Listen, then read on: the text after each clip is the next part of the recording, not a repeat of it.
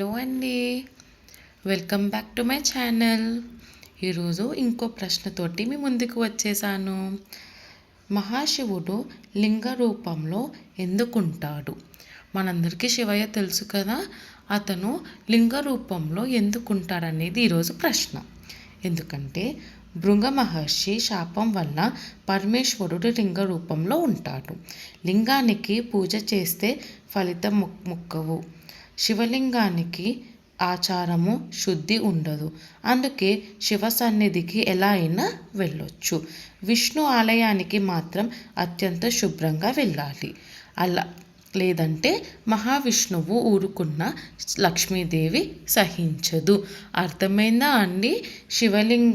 మహాశివుడు లింగ రూపంలో కూడా ఎందుకుంటాడు అంటే భృగ మహర్షి శాపం వల్ల అంట. అర్థమైందా మీ అందరికీ ఎందుకు? సరే అండి, ఇంకా ఓకే, ఇంకో ప్రశ్నతోటి మళ్ళీ రేపు వచ్చేస్తాను.